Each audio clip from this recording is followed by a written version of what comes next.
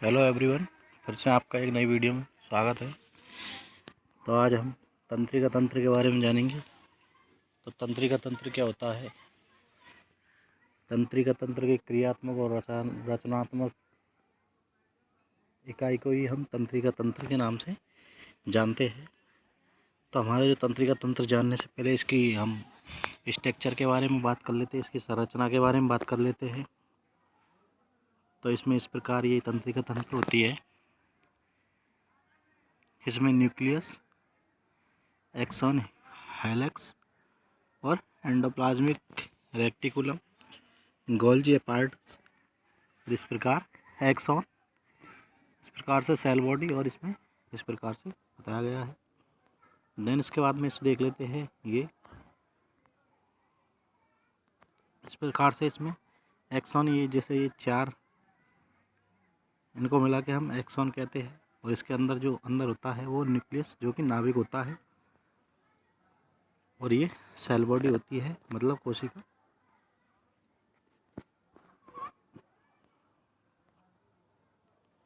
इस प्रकार से इसके अंदर जो माइलिन शीथ, जो कि एक आवरण होता है, और इसके जो न्यूरॉन्स के जो बाहर तंतुओं में जो ये निकले रहते हैं, इन्हें हम डेंड्री कहते हैं। और ये जो लास्ट में जो ये नर्व्स के रूप में निकले होते हैं, इन्हें हम एक्सॉन टर्मिनल्स कहते हैं। अब देखते हैं हम सबसे पहले तंत्रिका तंत्र के बारे में। तो तंत्रिका कोशिका, जिसे हम नर्व सेल या नॉन सेल न्यूरॉन्स, तो तंत्रिका तंत्र की संरचना तथा क्रियात्मक इकाई तंत्रिका कोशिका कहलाती है। और मानव शरीर की सबसे लंबी कोशिका होती है वो तंत्रिका कोशिका ही होती है। और ये सूचना प्रसारण का कार्य करती है, मतलब ये हमारी जो ऑर्गन्स होती है उस तक ये सूचना पहुँचाने का कार्य करती है। अतः ये अंगों से सूचनाओं को तंत्रिका तंत्र, जो नर्वस सिस्टम होता है उस तक, तथा तंत्रिका तंत्र से सूचनाओं को अंगों तक भेजने का जो कार्य करती है वो तंत्रिका कोशिकाएं करती है। देन इसके बाद में जो इसकी संख्या होती है वो 100 अरब के लगभग होती है। तो तंत्रिका कोशिकाओं को हम सूक्ष्म या सूचना प्रसारण की गति होती है वो 130 से 150 मीटर पर सेकंड होती है। और तंत्रिका तंत्र के लिए जो आवश्यक तत्व होता है वो सोडियम व पोटेशियम होता है। इसी के कारण ये सूचना का आदान प्रदान करता है, मतलब एक दूसरे ट्रांसपोर्ट का कार्य करता है। इस प्रकार से ये हमारी तंत्रिका तंत्र होती है। इससे ऊपर भी हमने देख चुके हैं। इसमें जो दो नोड्स को बीच में जो जगह होती है उसे हम रेनवियर नोड्स के नाम से जानते हैं। और जो नोड्स के ऊपर जो ये डॉट लगा होता है इसे हम श्यान कोशिका के नाम से जानते हैं। और जो दो श्यान कोशिकाओं के बीच में जो जगह होती है उसे हम एक्सॉन के नाम से जानते हैं। और जो ये जो श्यान कोशिकाओं के ऊपर जो आवरण पाया जाता है इसे हम माइलिन शीट के नाम से जानते हैं। और न्यूरॉन्स के अंदर जो डॉट दिख रहा है ये केंद्रक है। और इसमें जो डॉट डॉट के द्वारा दर्शाया गया है ये निरुल कणिकाएं कहलाती है। और इसके अंदर जो द्रव होता है वो कोशिका द्रव, जिसे हम डेंड्राइन के नाम से जानते हैं। तंत्रिका कोशिका में जो केंद्रक पाया जाता है, तंत्रिका कोशिका में प्रोटीन तथा अंतःप्रद्रव्यी जाली से निर्मित कुछ कण पाए जाते हैं जिन्हें हम निरुल कणिकाएं कहा जाता है। तंत्रिका कोशिका में लंबा हिस्सा एक्सॉन कहलाता है, जो कि अभी आपने ऊपर देखा है। और एक्सॉन पर न्यूरोट्रांसमीटर गिरते हैं जिससे तंत्रिका कोशिका सक्रिय होकर सूचना प्रसारण का कार्य करती है। और एक्सॉन पर वसा की परत पाई जाती है जिसे हम माइलिन शीट कहा जाता है। दो माइलिन शीट के बीच में जो स्थान होता है उसे हम रेनवियर के नोड कहलाते हैं, या रेनवियर के नोड के नाम से हम जानते हैं। तो ये माइलिन शीट और ये रेनवियर नोड्स और ये एक्सॉन और ये सेल बॉडी। तो तंत्रिका कोशिका में एक विशेष प्रकार की कोशिकाएं पाई जाती है जिसे श्वास कोशिकाएं कहा जाता है। अब देखते हैं हम सिनेप्स किसे कहते हैं। तो दो तंत्रिका कोशिकाओं के बीच का जो स्थान होता है जहाँ पर सूचनाओं का क्या होता है, आदान प्रदान होता है, उसे हम सिनेप्स कहते हैं। इसके बाद में एनाल्जेसिक, जैसे हम दर्द निवारक दवाइयों के रूप में सिनेप्स में जाकर कम हो जाती है, जिससे दर्द को संवेदनाएं दूर हो जाती है। इसके बाद में देखते हैं हम न्यूरोट्रांसमीटर। तो वे रासायनिक पदार्थ जो तंत्रिका कोशिकाओं को सक्रिय करें, मतलब जो वे केमिकल्स जो तंत्रिका कोशिकाएं होती है उसको क्या कर देती है, एक्टिव कर देती है, उन्हें हम न्यूरोट्रांसमीटर कहा जाता है। इसके एग्जाम्पल होते हैं एसिटोकोलिन, जो कि शरीर में सर्वाधिक मात्रा में पाया जाने वाला जो न्यूरोट्रांसमीटर होता है। इसके बाद में देखते हैं हिस्टामिन, जो एलर्जी में प्रयुक्त होता है, और डोपामिन और ओराजिनिन, जो कि ड्रग्स में प्रयुक्त होता है। देन देखते हैं हम तंत्रिका कोशिका के प्रकार। तो इसमें होती है कार्य के आधार पर संवेदी और अविवाही तंत्रिका, प्रेरक अविवाही तंत्रिका और मध्यस्थ तंत्रिका। इसमें क्या होता है, जो संवेदी तंत्रिका होती है ये मध्यस्थ, या जिसमें हम इससे समझ सकते हैं अंग से ये मध्यस्थ तंत्रिका के माध्यम से मस्तिष्क तक जाती है, और मस्तिष्क प्रेरक के माध्यम से मध्यस्थ में होकर दोबारा ये अंगों तक सूचना आदान प्रदान इस प्रकार से इसमें होता है। जो अंगों से सूचनाओं को मस्तिष्क तक लेके जाती है उन्हें हम संवेदी तंत्रिका कहा जाता है, और जो सूचनाओं को मस्तिष्क से अंगों तक लेके जाए उसे हम प्रेरक तंत्रिकाएं कहा जाता है। और जो संवेदी तंत्रिका तथा उत्प्रेरक तंत्रिका के जो मध्य उसे कार्य करता है उसे हम मध्यस्थ तंत्रिका के नाम से जानते हैं। इसके बाद में हम मानव मस्तिष्क के बारे में देखेंगे। तो मानव मस्तिष्क का जो चित्र होता है वो इस प्रकार से होता है। तो इसे हम चित्र के माध्यम से समझ सकते हैं, जिसमें ऊपर ये दिखाया गया है ये प्रेमस्तिष्क होता है। देन इसके बाद में जो ये ऊपर के है जो कपाल, जिसे हम खोपड़ी के नाम से, और जो अंदर ये खाली जगह है इसे हम मध्य मस्तिष्क के नाम से जानते हैं। और देन इसके नीचे जस्ट हाइपोथैलेमस, और देन इसके नीचे जो ये मटर के आकार की होती है ये पीयूष ग्रंथि, और जिसके बाद का जो नीचे का पार्ट होता है ये पोन्स होता है। देन इसके बाद में मेडुला और अनुमस्तिष्क होती है। देन उसके बाद में जो हमारा मस्तिष्क टिका होता है वो मेरुरज्जु के सहारे टिका रहता है। तो जो हाइपोथैलेमस होता है वो अग्र मस्तिष्क का ही पार्ट होता है।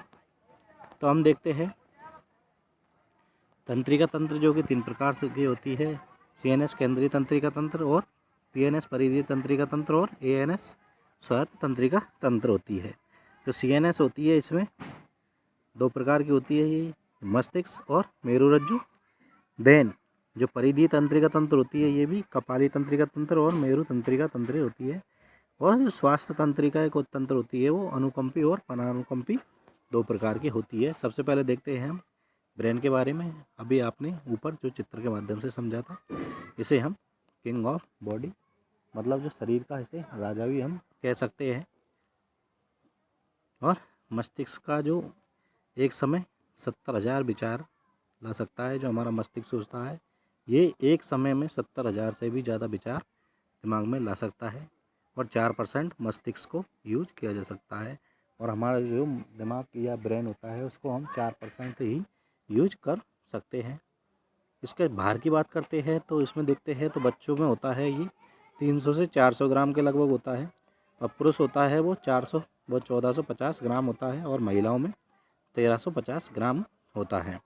तो औसत भार की बात करें तो हम 1300 से 1400 ग्राम के बीच में होता है। मस्तिष्क में जो वसा की मात्रा सबसे ज़्यादा होती है, इसलिए इसे फैटेस्ट ऑर्गन कहा जाता है। और ब्रेन में पाई जाने वाली जो पानी की मात्रा होती है वो 75% होती है। और मरने के बाद में 7 मिनट तक मस्तिष्क कार्य करता है। तो जिस प्रकार जैसे मनुष्य की डेथ हो जाती है तो उसके बाद भी क्या करता है, 7 मिनट तक जो मस्तिष्क होता है ये कार्य करना जारी रहता है। ब्रेन देखते हैं हम, इस प्रकार ब्रेन की संरचना होती है। इसमें जो अंदर ये डॉट नज़र आ रहा है ये मेनिंजियस झिल्ली होती है। देन इसके जो भारी आवरण दिख रहा है ये खोपड़ी। देन उसके अंदर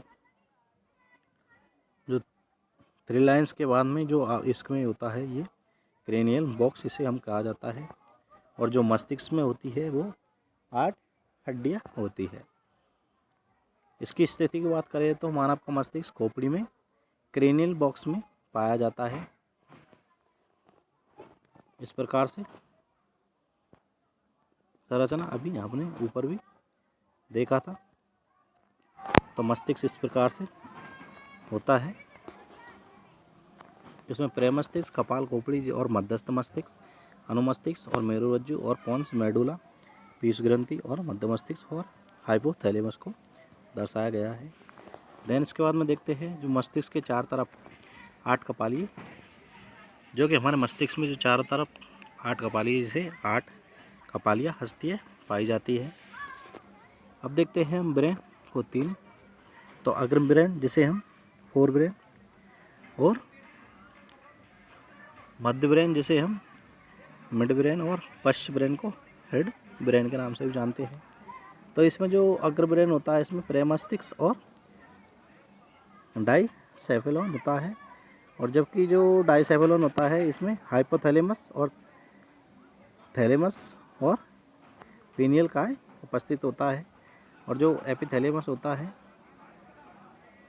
इसमें मस्तिष्क की बनावट तो महिला में हम देखते हैं तो तार के रूप में गुदा हुआ रहता है, और पुरुषों में डब्बों के रूप में व्यवस्थित होता है। मस्तिष्क की जो बनावट होती है इसी प्रकार हम देखते हैं मध्य मस्तिष्क में कार्पोरा एरिना जिसमें, और जो मध्य मस्तिष्क होता है इसमें अनुमस्तिष्क जिसे हम सेरिबेलम के नाम से भी जानते हैं, और पोन्स जो सबसे छोटा भाग होता है, और मेडुला ऑब्लिगेटा। अब देखते हैं हम अग्र मस्तिष्क के बारे में। तो अग्र मस्तिष्क में देखते हैं सबसे पहले प्रेमस्तिष्क जिसे हम सेरिब्रम के नाम से भी जानते हैं। तो हमारे मस्तिष्क की जो अंदर इंटरनल जो स्ट्रक्चर होती है वो इस प्रकार होती है, जिसमें सल्वी बेगायरी और बायोगोला और कैरियक कैलोसम और दायां गोला उपस्थित होता है। तो मानव का जो प्रेमस्तिष्क होता है वो 2 गोलों से बटा होता है, जिसे हम प्रेमस्तिष्क गोलार्ध कहा जाता है।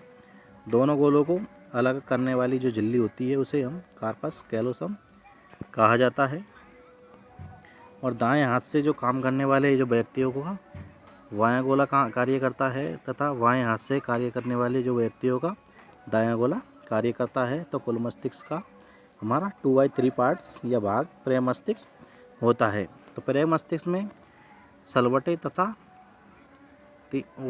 उभार पाए जाते हैं, जो प्रेमस्तिष्क में क्षेत्रफल को बढ़ाने का कार्य करता है। और जिन लोगों को प्रेमस्तिष्क का आकार बड़ा होता है वे सर्वाधिक बुद्धिमान होते हैं। और पृथ्वी पर उपस्थित सभी जीवों में मानव का प्रेमस्तिष्क सबसे बड़ा होता है, इसलिए मानव सबसे बुद्धिमान प्राणी है। प्रेमस्तिष्क के दोनों गोलों में आपस में सल्कस के द्वारा जुड़े हुए रहते हैं। तो आज के लिए इतना ही, हम नेक्स्ट वीडियो में देखेंगे। थैंक यू, धन्यवाद। अगर वीडियो पसंद आई हो तो लाइक करें और चैनल को सब्सक्राइब करें। धन्यवाद।